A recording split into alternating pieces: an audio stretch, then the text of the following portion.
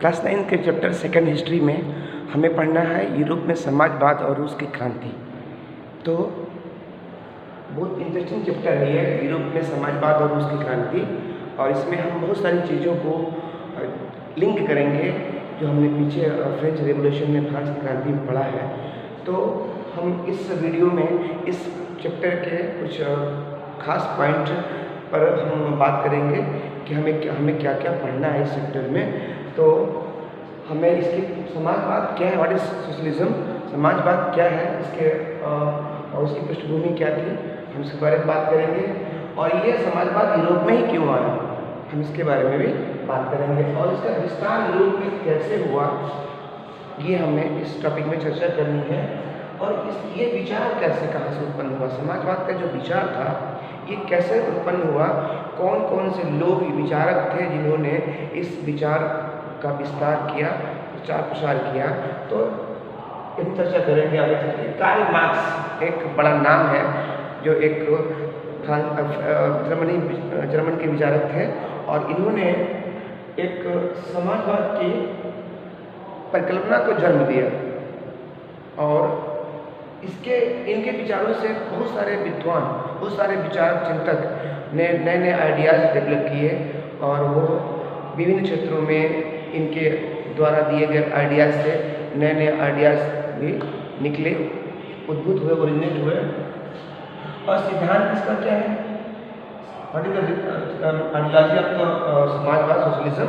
तो संपदा का समाज में समान बंटवारा सिद्धांत है, मोटा मोटी इसका सिद्धांत जो है कि आप देखते हैं कि कैपिटलिज्म, पूंजीवाद, यानी कि जहाँ पर एक संपन्न और कैपेबल व्यक्ति, समर्थ व्यक्ति पूंजी निवेश करता है और लोगों को अपने काम पर रखता है, लेकिन उस पूंजी लगाने से जो लाभ प्राप्त होता है, जो इनकम होता है, वो जो गेन करता है वो व्यक्ति होता है जो उसने पूंजी को इन्वेस्ट किया होता है। उससे उस फैक्ट्री के या उस यूनिट के जो वर्कर हैं, एम्प्लॉय हैं, उनको भी बहुत सारा लाभ नहीं मिल पाता, लेकिन जो पूंजी इन्वेस्ट करता है उसको बहुत सारा लाभ मिलता है। तो ये पूंजीवाद है। ठीक उसके उलट समाज की या राज्य की सभी संपत्तियों का लोगों में समान रूप से बंटवारा, विभाजन एक आदर्श स्थिति है। ये समाजवाद का मूल सिद्धांत है कि सार्वजनिक संपत्तियों का समाज में सही ढंग से, बराबर ढंग से विभाजन किया जाना, ये समाजवाद का मूल सिद्धांत है।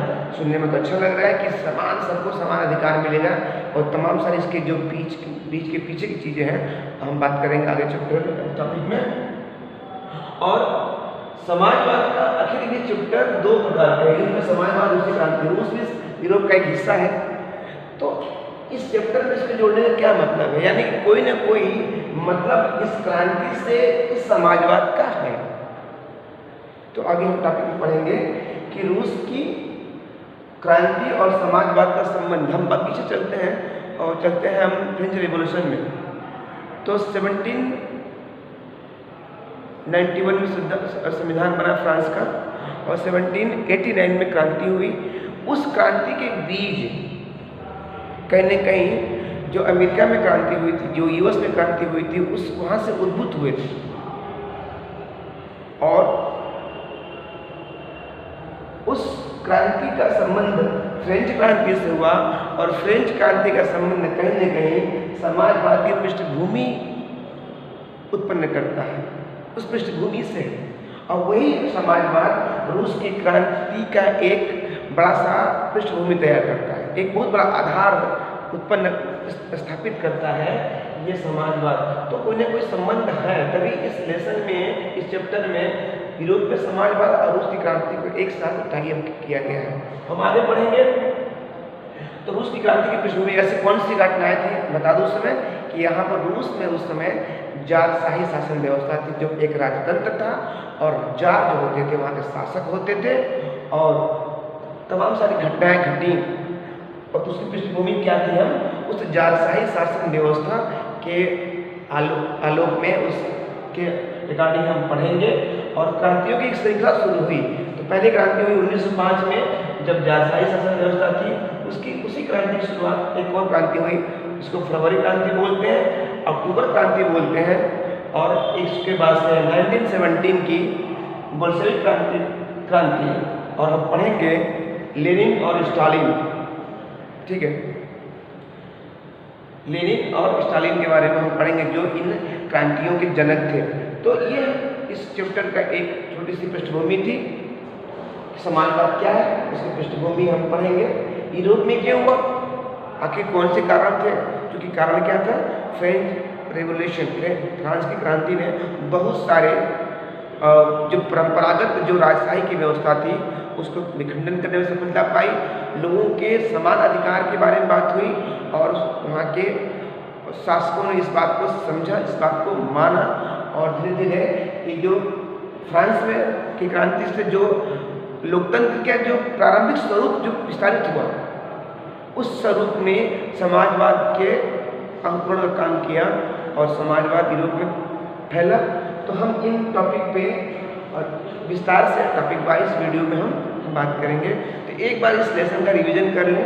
समाजवाद की पृष्ठभूमि, यूरोप में क्यों, विस्तार कैसे हुआ, विचारक कौन कौन थे, कार्ल मार्क्स को पढ़ना है, सिद्धांत क्या था कि संपदा का समान रूप से समाज में बंटवारा और उसी क्रांति का संबंध समाजवाद से, स्टालिन, लेनिन और अक्टूबर क्रांति, फरवरी क्रांति, 1917 की बोल्शेविक क्रांति और उसकी पृष्ठभूमि, ये इस चैप्टर का। और क्रांति के बाद रूस, क्रांति के बाद हमें कैसा क्रांति के बाद शुरू किया था ये हम पढ़ेंगे इस चैप्टर में। ठीक है, तो उसके बाद से यूएसएसआर, इसी क्रांति के बाद से सोवियत संघ का गठन हुआ, स्थापना हुई। तो ये इस चैप्टर का एक इंट्रोडक्शन था, परिचय था, हमने देखा। Thank you.